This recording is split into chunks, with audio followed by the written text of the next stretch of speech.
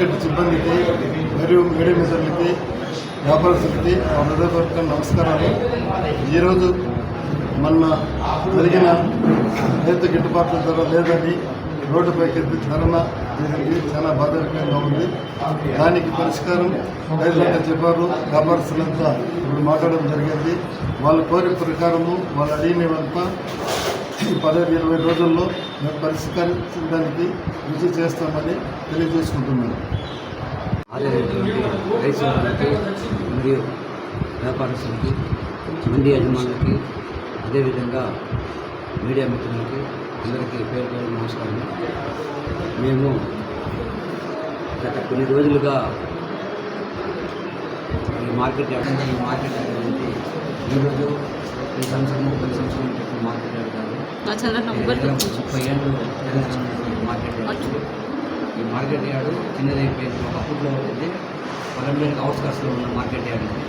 ఇప్పుడు ఏంటంటే పొలంలోకి ఆర్ట్ ఆఫ్ ది టౌన్ మాదిరిగా ఉన్న మార్కెట్ యార్డ్ అయిపోయింది. దీనివల్ల వచ్చి లోపలికి పెద్ద వెహికల్స్ రావాలన్నా ట్రాఫిక్ సమస్యలు వస్తాము. దాంతోపాటు గత 2-3 ఏళ్ళుగా లేనటువంటి అరైవల్స్ ఈ సంవత్సరం రావడము మన మార్కెట్ యార్డ్కి టమాటాలు లాస్ట్ ఇయర్ అంతకుముందు సంవత్సరం మీద 400-500 టన్నులు వస్తుంది. ఈసారి 900 టన్నులు 1000 టన్నుల దాకా వస్తూ ఉంది. దానివల్ల ఏమవుతా ఉంటుందంటే సమస్య అనేది వాళ్ళు స్టాప్ అవుతూ ఉంది. ఈ అధిక ఉత్పత్తి వల్ల మేము హార్టికల్చర్ డిపార్ట్మెంట్లో కూడా మాట్లాడడం జరిగింది. మా ఏడీ మార్కెటింగ్ కూడా మాట్లాడడం జరిగింది. అగ్రికల్చర్ డిపార్ట్మెంట్లో కూడా మాట్లాడడం జరిగింది. హార్టికల్చర్ డిపార్ట్మెంట్లో కొన్ని చెప్పడం జరిగింది. లాస్ట్ ఇయర్ వేసిన హెక్టార్లు కూడా ఈసారి వేసిన హెక్టార్లు ఎక్కువైపోయింది. అదేవిధంగా వచ్చింది అధిక దిగుబడి రావడం, ఎండలు దాని దగ్గరగా రావడము, మార్చి ఏప్రిల్ మే నెలలో వచ్చింది వర్షాలు పడటము, ఇదంతా ఏమంటే పంట ఎక్కువకి సంబంధించినటువంటి అందులో భాగంగా చిత్తూరు జిల్లాలో చిత్తూరు జిల్లాలో మార్కెట్ యార్డ్ మొన్నటికి మొన్న సోమవారం మార్కెట్ యార్డ్ కూడా ఓపెన్ చేయడం జరిగింది. కానీ రైతులు ఎక్కడ మార్కెట్ యార్డ్ ఉన్నాక మన మార్కెట్ యార్డ్కి తీసుకొచ్చే రైతులు మన మార్కెట్ యార్డ్కి తీసుకొని వస్తూ ఉంటారు.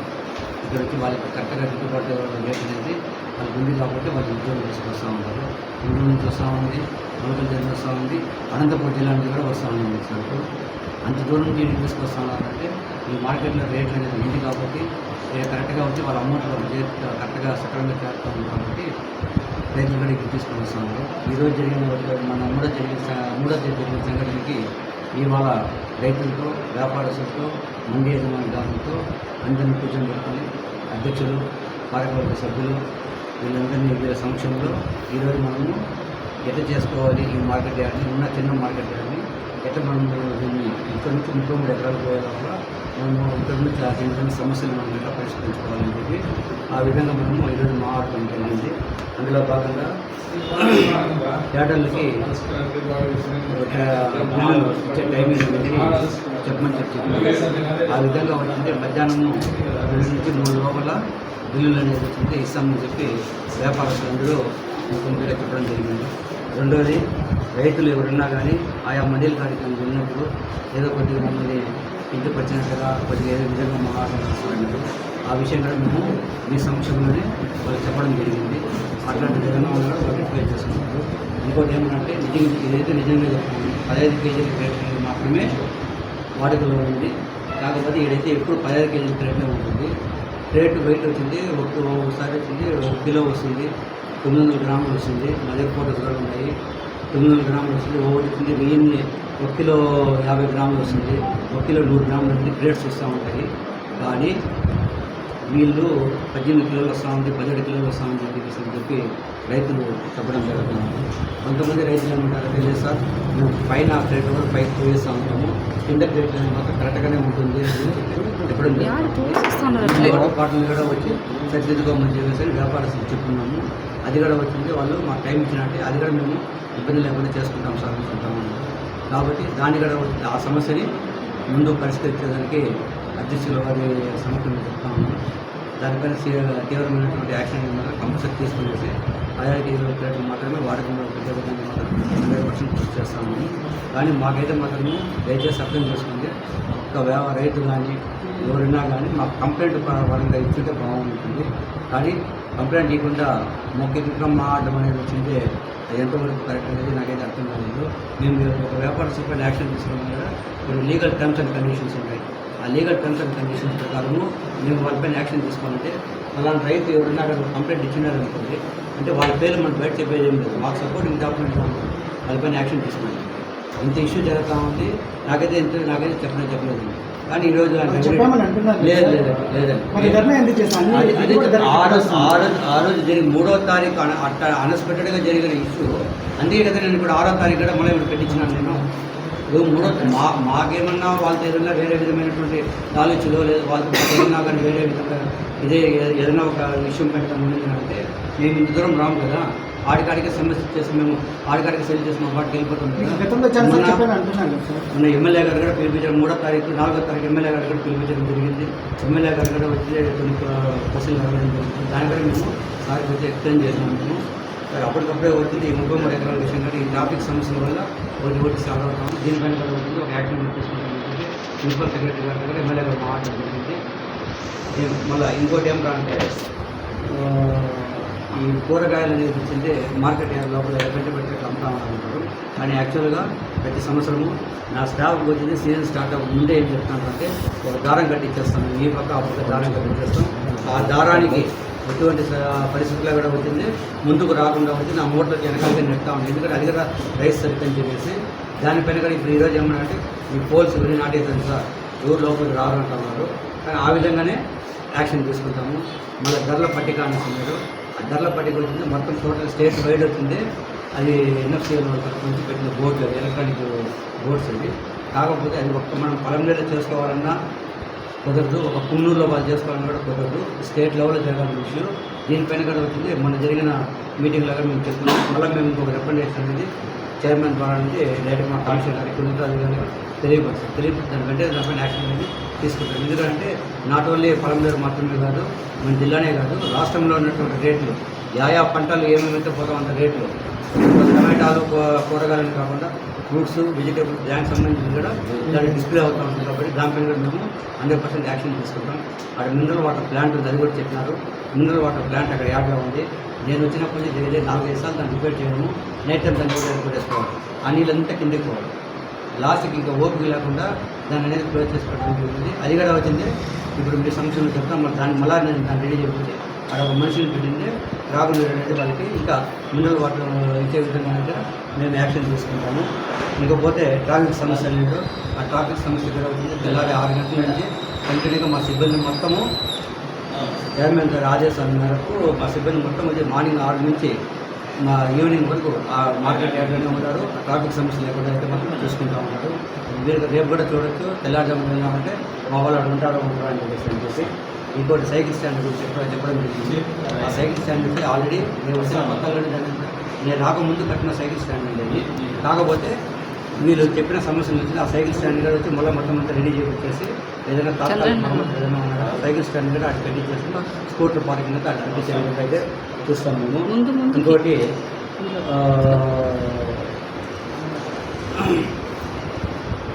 33 ఎకరాల విషయంలో అయితే మాత్రం దయచేసి ప్రజలు అర్థం చేసుకోవాలి. అది 33 ఎకరాల కింద ఎన్ని కొడులు అయితే ఉందో అది మాగా తెలుస్తూ ఉంది. 1958 ఉండేది. నేను మన ఎమ్మెల్యే సార్ దగ్గరికి పోయినప్పుడు ఆ జీవో ఎత్తుకుని వేసి సార్ చూపిస్తే నేను ఎక్కడి నుంచి తీసుకొచ్చినాక మీరు అని చెప్పేసి సార్ దగ్గర జరిగింది. కనీసం 15 రోజులు నేను ఇల్లు వాకిలి ఆఫీస్ అంతా వదిలేసి తిరిగి ఆ జీవో కాపీ పడితేనే పొడిపోతా ఉండేది. అట్లాంటి కాపీ నేను ఫోటోలు తీసుకుని దాన్ని ఎక్కువ ఇచ్చినాను. 1958 జీవో అది.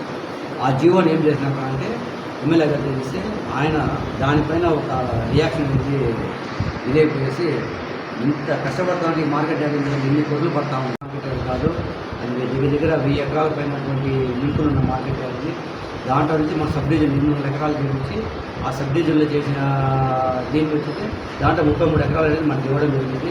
అప్పుడు ఇచ్చినప్పుడు ఏమైంది అంటే ఊరికే రాతపూర్వకంగా 33 ఎకరాలు వీధి మొదలుపల్లి మార్కెట్ యార్డ్ని స్వాధీనం చేస్తాము. దీనికి 1,40,00,000 రూపాయలు కట్టండి అని చెప్పేసి చెప్పడం జరిగింది. అప్పట్లో ఉన్నటువంటి అధ్యక్షులు, అప్పట్లో ఉండే పాలకవర్గాలు, కార్యదర్శి వాళ్ళంతా అమౌంట్ అనేది పే చేయడం జరిగింది. మళ్ళీ లాస్ట్ గత గవర్నమెంట్లో వచ్చింది ఆ అమౌంట్ అనేది రిలీజ్ కాకపోయిన దానివల్ల అది కొంచెం జరిగింది. మళ్ళీ ఆ తర్వాత అమౌంట్ అనేది ఇప్పుడు పడ్డం జరిగింది. పూర్తిగా ఎమ్మెల్యే గారు హెల్త్ రెస్పాన్స్ అనేది తీసుకోవడం జరిగింది. దానివల్ల వర్క్ అనేది స్పీడ్ అప్ ముందుకు వెళ్తూ ఉంది. అందులో భాగంగా వచ్చింది మొన్న 8/6/2026 5వ నెలలో వచ్చింది జాయింట్ యాక్షన్ కమిటీ జరిగింది. జాయింట్ యాక్షన్ కమిటీలో ఎమ్మెల్యే గారు, చైర్మన్, వైస్ చైర్మన్, పాల్గొన్న సభ్యులు, సెక్రటరీ, మా ఎడ్యుకేటివ్ ఇంజనీర్, ఈ పక్కన వచ్చేలాగా రెవెన్యూ డిపార్ట్మెంట్ గంగవరం ఎంఆర్ఓ గారు, మళ్ళీ సర్వేయర్లు వాళ్ళకి రెవెన్యూ డిపార్ట్మెంట్, ఈ పక్క వచ్చేలాగా వీళ్ళు వెటనరీ యూనివర్సిటీకి సంబంధించినటువంటి టీం 5 మెంబర్లు వీళ్ళంతా చేరి జాయింట్ యాక్షన్ కమిటీ ఒకటి పెట్టుకొని ఆ రోజు ఎమ్మెల్యే గారు వీళ్ళందరూ అధికారుల సమక్షంలో మొత్తం టోటల్గా సర్వే చేయడం జరిగింది. దాని ప్రకారం వచ్చిందే వాళ్ళు ఈ సర్వేకి సంబంధించినటువంటి మొత్తం టోటల్గా స్కెచ్ అనేది ఫైనల్ స్కెచ్ అనేది రెడీ చేయడం జరిగింది. ఆ ఫైనల్ స్కెచ్ మేరకు దీన్ని చీఫ్ సెక్రటరీ గవర్నమెంట్ వాళ్ళకి పంపించడం జరిగింది. చీఫ్ సెక్రటరీ గవర్నమెంట్ దగ్గర ఈ ఫైల్ అనేది పెట్టారండి.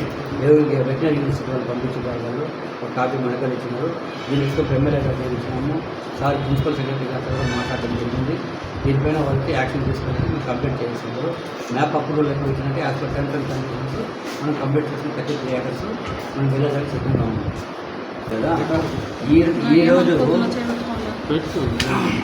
మేము హార్టికల్చర్ డిపార్ట్మెంట్ వాళ్ళ దగ్గర వాళ్ళతో మాట్లాడేప్పుడే చెప్పినట్టుగా తీసుకున్నాం. మే, జూన్ నెలల్లో అనుకూలమైనటువంటి వేసవి వాతావరణము, ఈ ఫ్లవరింగ్ ఎక్కువ రావడము, దానివల్ల వచ్చింది కాయ వచ్చింది డెవలప్మెంట్ అనేదానికి స్పీడప్ అవ్వడం. ఇందులో భాగంగా ఏమైందంటే అధిక దిగుబడి అనేది నమోదు కావడం. మామూలుగా వచ్చింది గత సంవత్సరము 4,980 హెక్టార్లు సాగు చేస్తే టమాటాలు ఈ సంవత్సరం వచ్చి 5,145 హెక్టార్లు పెరిగింది. టమాటా క్రాప్ అనేది పెరిగింది. దాంట్లో భాగంగా 50 టన్నులు దిగుబడి గత సంవత్సరం వస్తే ఈ సంవత్సరం 50 నుంచి 55 మెట్రిక్ టన్నులు దిగుబడి అనేది రావడం జరిగింది. దీనివల్ల ఏమైందంటే ఒక్క పలంనేరు మార్కెట్ యార్డ్లో మాత్రమే రేటు తగ్గిందని చెప్పేసి అనుకోవడం తప్పు. దీనికి మేమేం చేసినాం అంటే మొత్తం టోటల్గా కర్ణాటక మేము ఈ విషయము ఎప్పటి నుంచి రేట్లు పెరిగింది కదా 22/6/2016 ఆ నుంచి కోలార్ వాళ్ళతో సంప్రదిస్తూ ఉన్నాము. ఆ రేట్లు ఏం చూస్తూ ఉన్నాము. ఈ నిన్నటి వరకు ఏం రేట్ అయితే ఉందనేది మొత్తం కోలార్ ఇన్ఫర్మేషన్ తీసుకున్నాము. అదేవిధంగా మన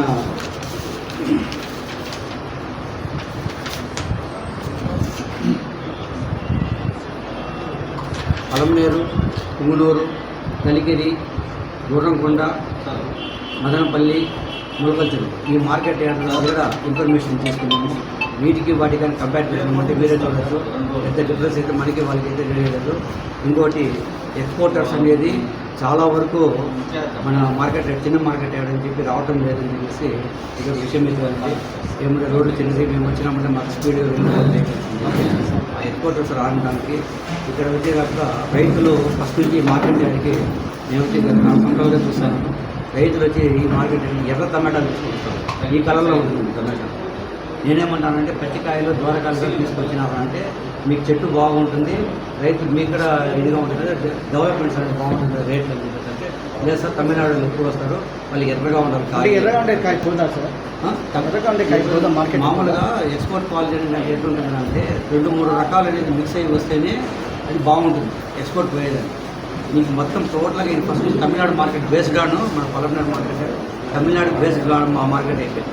ఎప్పుడైతే ఈ తమిళనాడుకి ఎక్కువ మా బేస్డ్ గాను అయిపోయిందో దీనివల్ల ఏమవుతా ఉందా అంటే మొత్తం ఫస్ట్ నుంచి ఈ విధంగా నేను ఎన్నో సంవత్సరాలు ఎన్నో సందర్భాలుగా నేను చెప్తానే ఉన్నాను. రైతులు మళ్ళీ ఇప్పుడైనా అక్కడ కానివ్వండి మళ్ళీ వ్యాపారస్తులు కలిసి ఒకసారి మీటింగ్ పెట్టుకుంటామని పెట్టుకుంటాము. మీరు దూరకాయలు, పచ్చికాయలు, ఇట్లా మాగిన కాయలు తీసుకొచ్చినారంటే 3 విధాలుగా తెచ్చినారంటే బాగుంటుంది. మీరు పొలాలపై చూడండి, వడ్డీపల్లి చూడండి, పుంగనూరులో చూడండి, మదనపల్లి చూడండి, 4 రకాలుగా కనబడుతుంది. ఒక మన పలంనేరు మార్కెట్ యార్డ్లో మాత్రం ఒకే రకం ఏమంటే తమిళనాడు సార్ ఇది తమిళనాడు పోతుంది సార్. మామూలుగా క్రేట్ సిస్టమ్ కూడా చూడండి, తమిళనాడుకి పోయే కాయలంతా వచ్చి పేరేస్తారు మన మార్కెట్లోనే ఉంటుంది. మీరు పక్క మార్కెట్లో చూడండి కాయలు పోసి అట్లే ప్యాక్ చేసి పంపిస్తూ ఉంటాం.